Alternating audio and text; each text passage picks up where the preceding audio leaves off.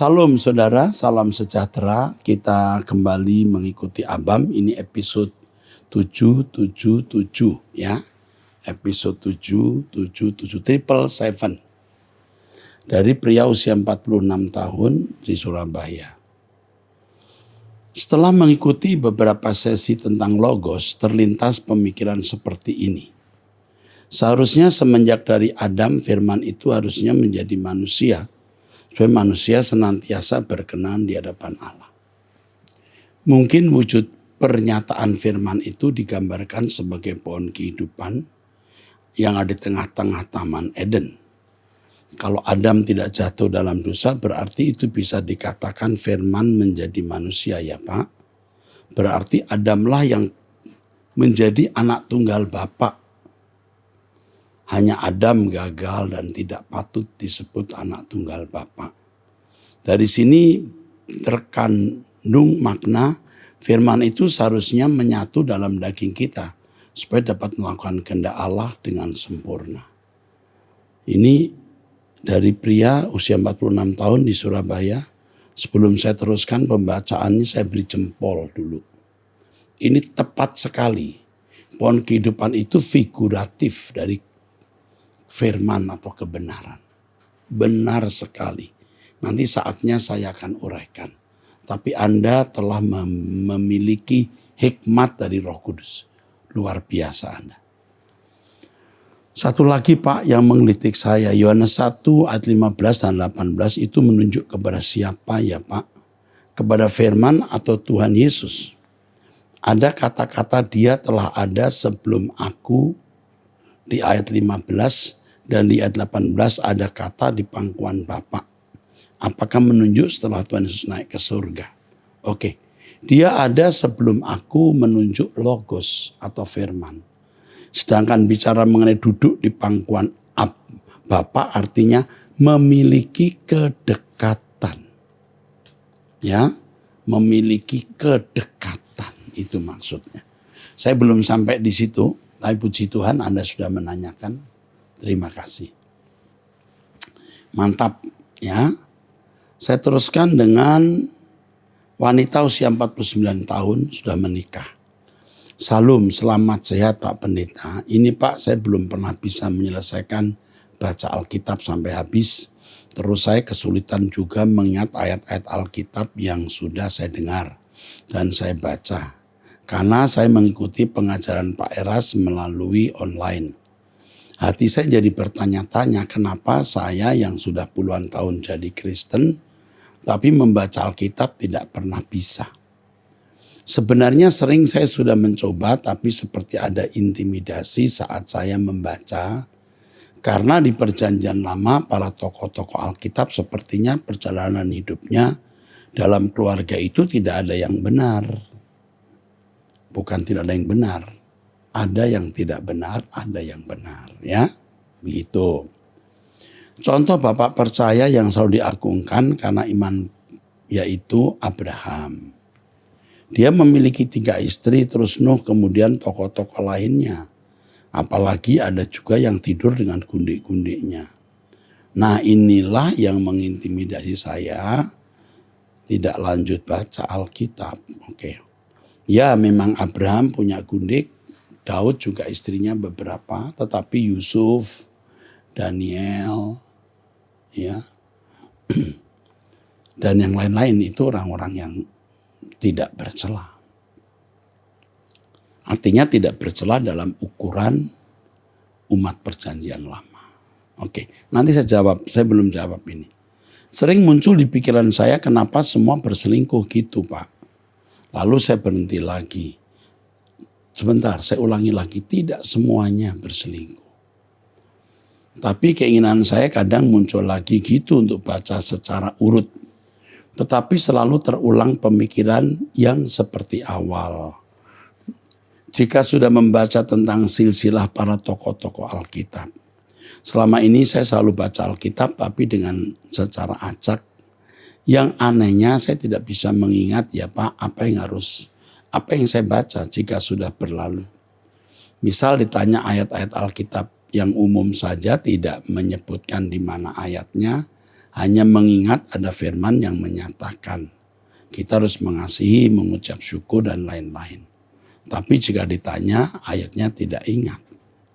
Pertanyaan saya, mengapa tokoh-tokoh Alkitab dijadikan sebagai panutan sedangkan sejarah hidup mereka kurang bagus? Tokoh-tokoh Alkitab Perjanjian Lama itu harus kita lihat dengan sudut pandang standar umat Perjanjian Lama. Jadi kamu harus melihat budaya dan kehidupan manusia pada zaman itu, di mana sudah biasa orang punya 1-2 istri.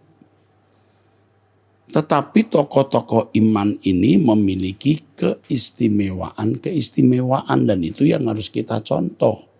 Abraham imannya, Daud cintanya kepada Tuhan, ya.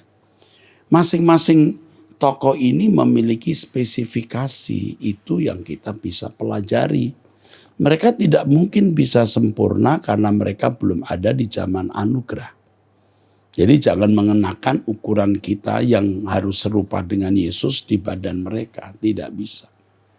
Tetapi sebagai manusia dengan kecenderungan yang salah, ya kita bisa belajar dari mereka. Mereka melakukan kesalahan seperti yang dilakukan oleh banyak orang hari ini atau yang kita lakukan. Atau yang bisa kita lakukan, jangan lakukan. Ya, oke.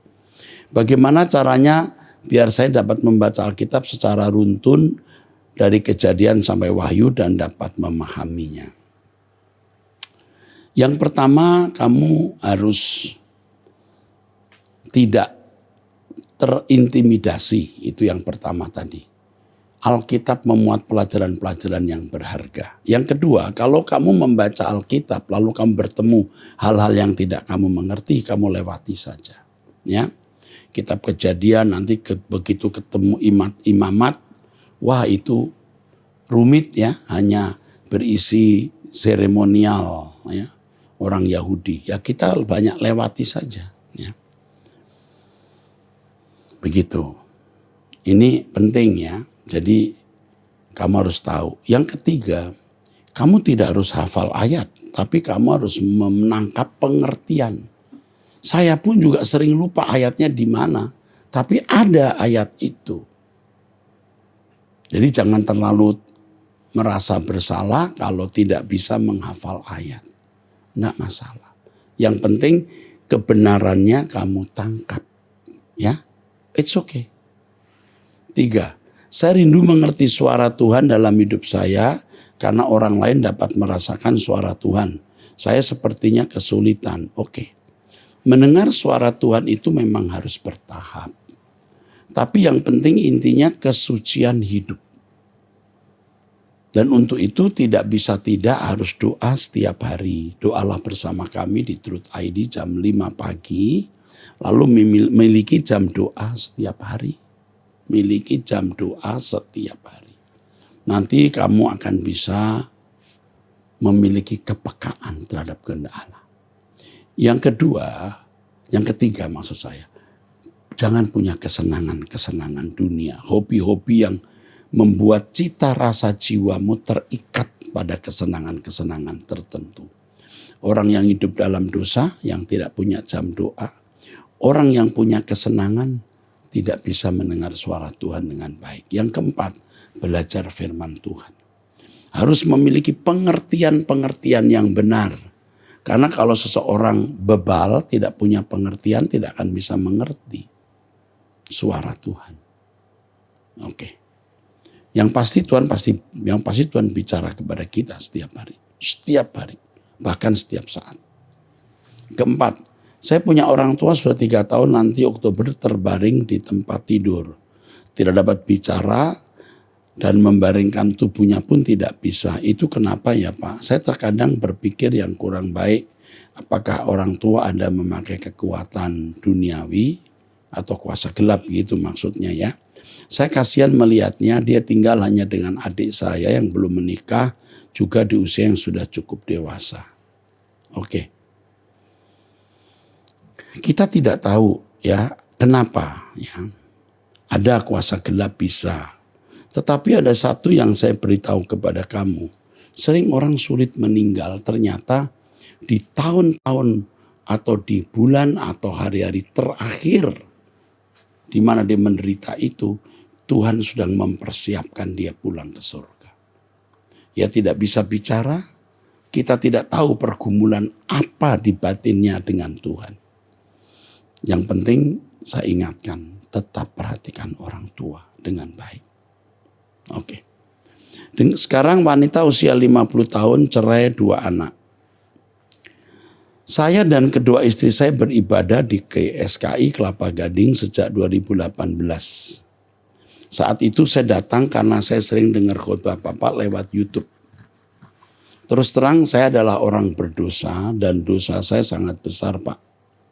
Tapi saya sudah bertobat sejak tahun 2022.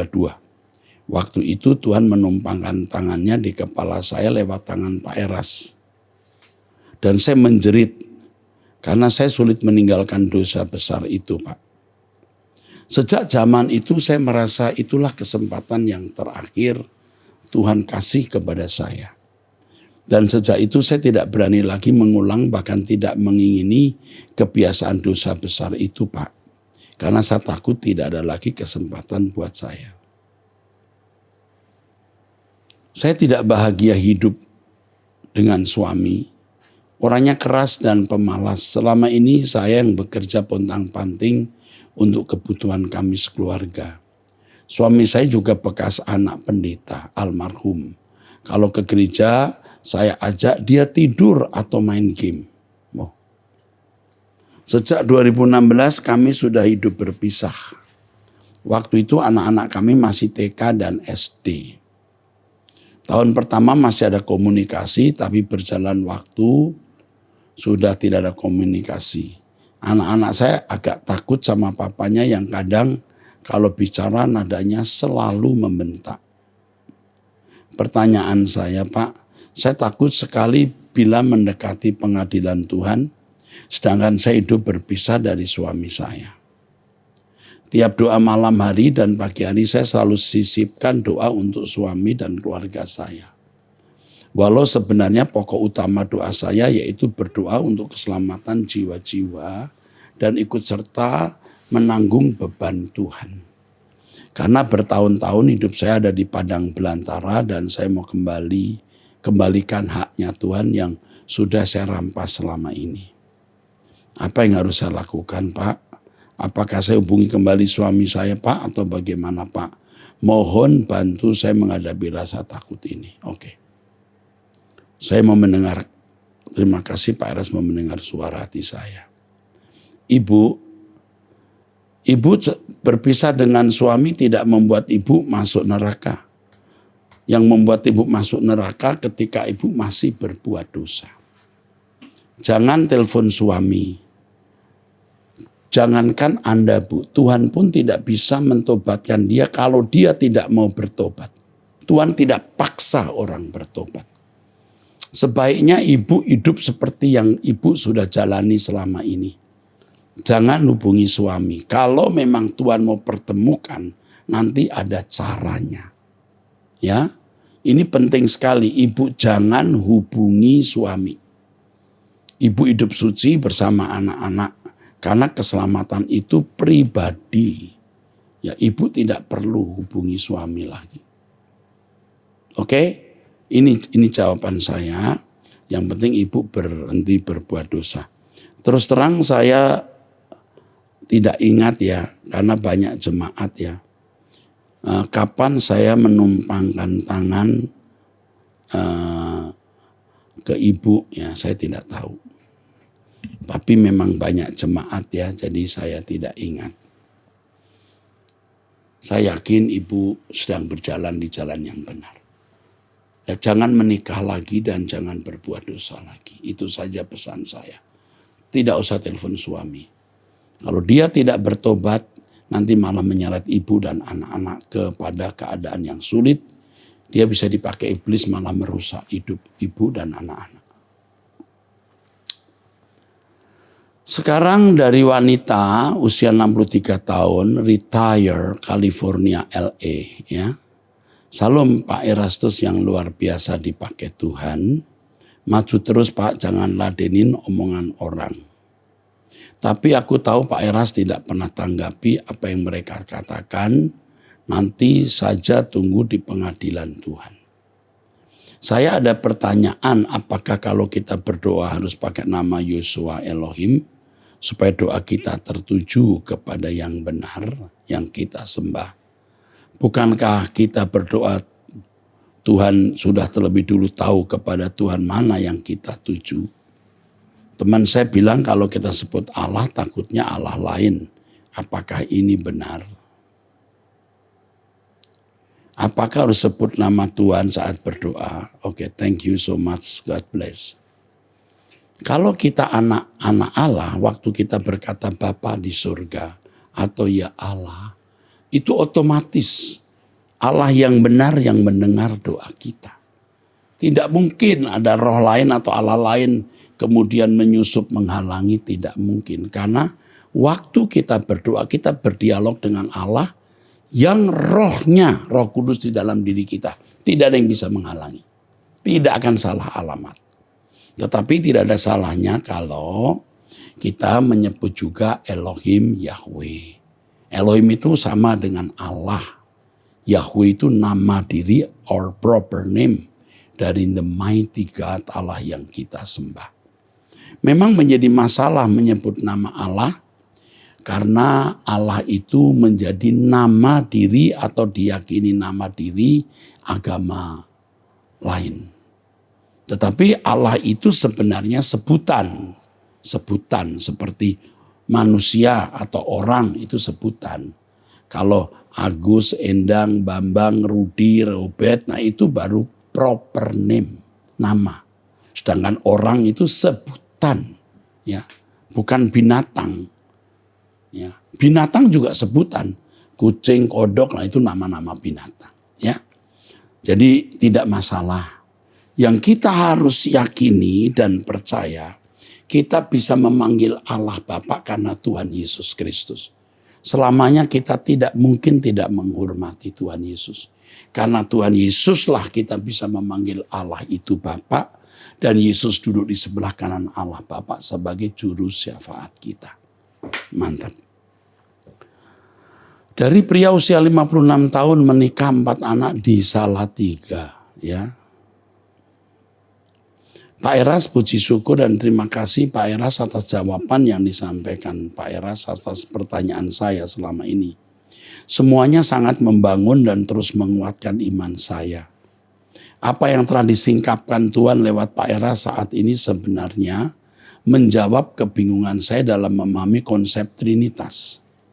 Tetapi karena konsep Trinitas tersebut sudah bertahun-tahun, sudah ada berabad-abad dicekokin kepada kita sebagai orang Kristen, akhirnya otak pikiran kita sudah terkonsep, terpola untuk memakan dan menelan mentah-mentah logika ajaran Trinitas. Sebenarnya banyak ayat yang dengan mudah memberikan pemahaman bahwa pada dasarnya Tuhan Yesus bukan pribadi Bapa dan bukan sakekat atau sederajat dengan Bapa. Seperti yang sudah dijelaskan Pak Eras dalam seminar Logos selama ini. Semuanya yang selama berabad-abad tertutup, kini semua sudah disingkapkan. Disingkapkan Tuhan lewat Pak Eras. Seperti yang dikatakan dalam Kolose 1 ayat 26. Oke. Seandainya di kota Salatiga tempat saya di GSKI, ada GSKI Rehoboth, saya pasti akan pindah gereja masuk GSKI Rehoboth.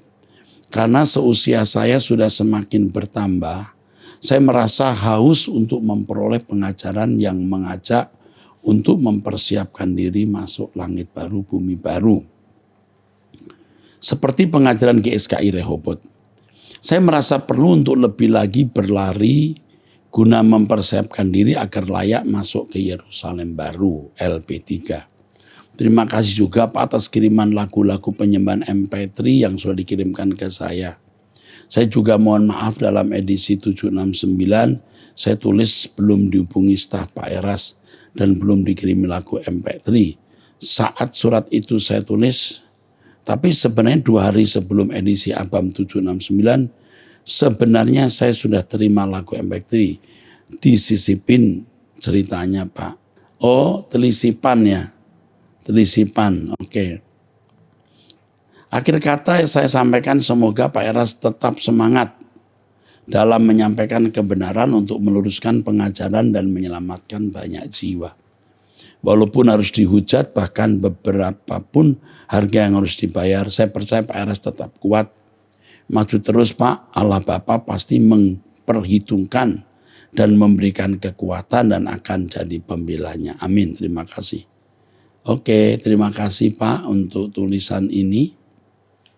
Bagi saya ini luar biasa ya, penguatan maksud saya. Cukup membuat saya didukung. Terima kasih ya. Wanita usia 27 tahun menikah di Medan. Nanti sudah di langit baru, bumi baru, apakah saya dan suami saya masih bersatu suami istri atau tidak? Sebaiknya kedua-duanya setia hidup suci agar masih bersama-sama di sana. Itu saja nasihat saya dan saran saya. Soal status itu tidak masalah. Yang penting bersama-sama di surga.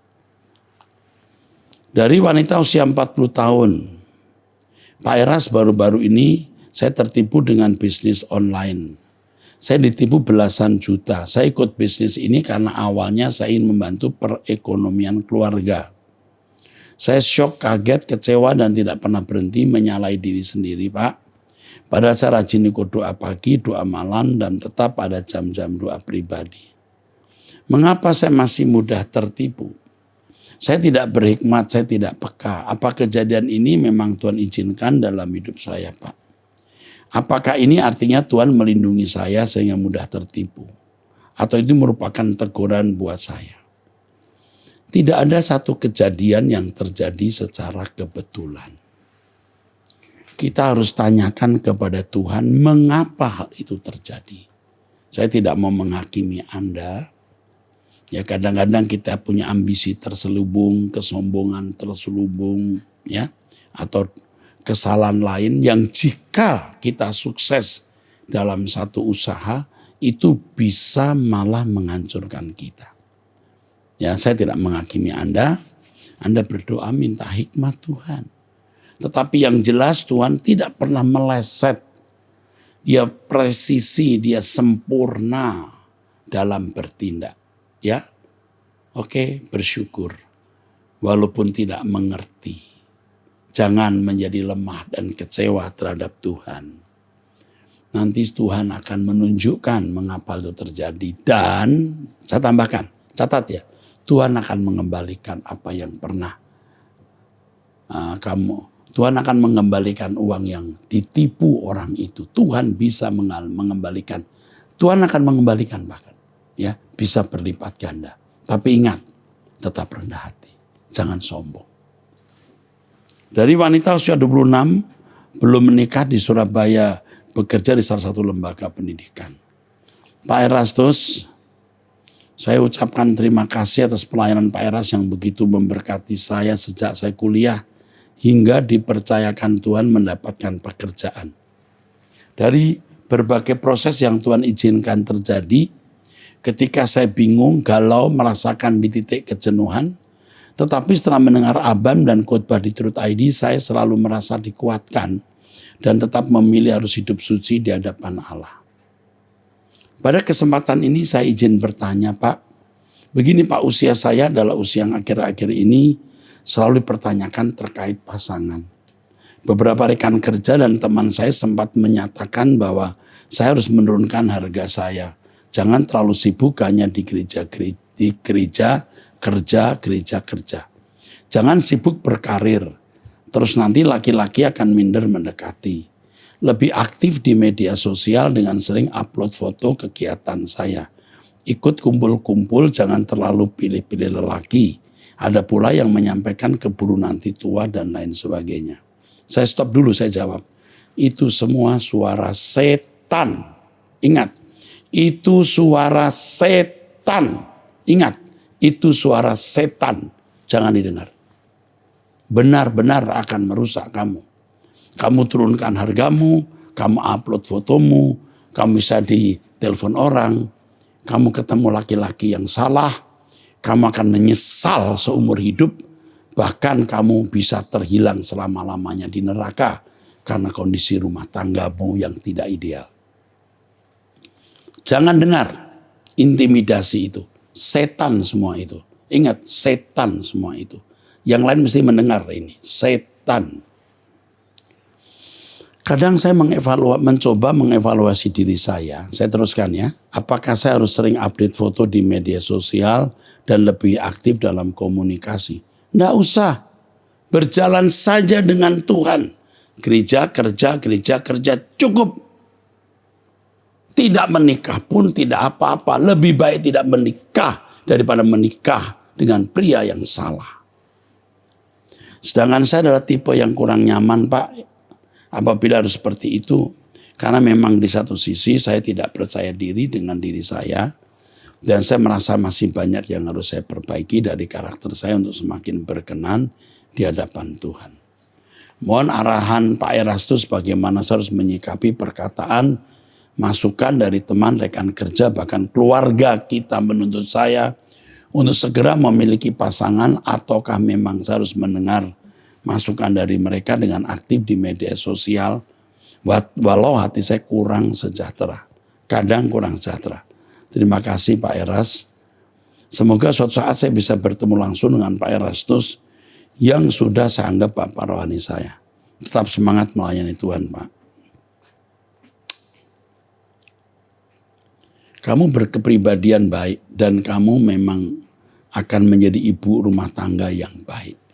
Dan kamu wanita yang bertanggung jawab. Hanya kamu seringkali kurang percaya diri. Tapi tidak masalah soal kurang percaya diri. Sebab terlalu percaya diri juga bahaya. Saya sudah memberikan saran masukan kepada kamu. Jangan terintimidasi oleh suara-suara yang kamu tarik kemukakan. Kerja, gereja itu saja. Nanti kalau pria yang mendekati kamu, kamu pun harus pertanyakan ke Tuhan. Jangan sekian lama aku tidak pernah ketemu pria. Kok ini bisa ketemu ya, ini pasti Tuhan. Belum tentu. Jadi harus peka dengan Tuhan. Ingat prinsip ini, lebih baik tidak menikah daripada menikah dengan pria yang salah. Oke, Tuhan memberkati. Oke, wanita usia 53 tahun menikah 1 anak. Terima kasih Pak Eras untuk bimbingan rohani yang mengarahkan kehidupan saya, anak dan suami saya. Ya, saya seorang wanita mualaf. Saya seorang wanita maaf. Jangan sebut. Oke.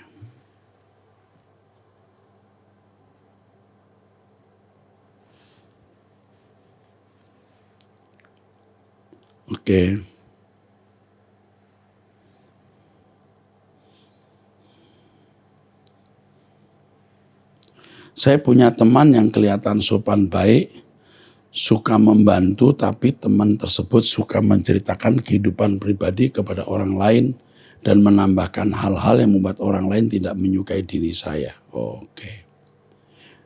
Maaf Pak Erastus, Bapak rohaniku yang terhormat, saya mempunyai kakak yang menikah dengan orang yang berbeda agama sebelum sakit. Kakak saya bercerita dengan adik ipar saya maupun kakak saya harus didoakan secara Kristen. Sebelum sakit kakak saya bercerita dengan adik ipar saya maunya kakak saya harus doakan secara Kristen. Ya, saat ini kakak saya berada di rumah sakit Cilengsi, sedangkan saya tidak bisa datang karena keadaan dan terlalu jauh.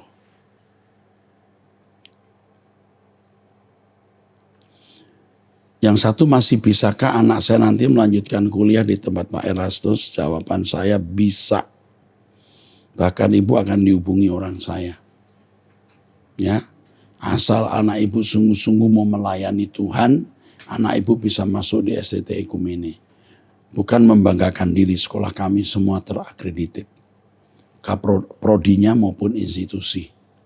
Kami mempersiapkan mahasiswa bukan hanya cakap dalam pendidikan agama Kristen, teologi atau pastoral counseling, tapi juga punya keahlian untuk bisa mencari nafkah. Bengkel motor, potong rambut, hidroponik, menari, bahasa Mandarin, bahasa Jepang, bahasa Korea yang mau ya. Bahasa Inggris sudah pasti karena tiap hari harus belajar bahasa Inggris. Kalau mahasiswa benar-benar serius, kami juga memberikan setiap mahasiswa itu laptop biasanya.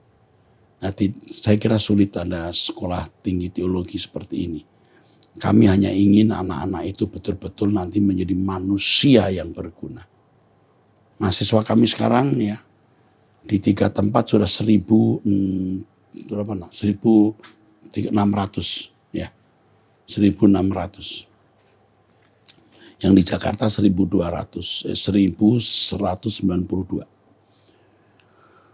Betapa bahagianya anak-anak ini, saudara ya. Kalau tidak kita bimbing, roadmap setan membawa mereka jadi pelakor, jadi begal, jadi penjual narkoba. Tapi kalau kita bimbing, mereka bisa menjadi anak-anak Allah. Doakan STT Ekumene ya. Yang kedua, bagaimana sikap saya sebaiknya menghadapi teman tadi yang banyak ngomong, Anda diomongin. Diam. Diam.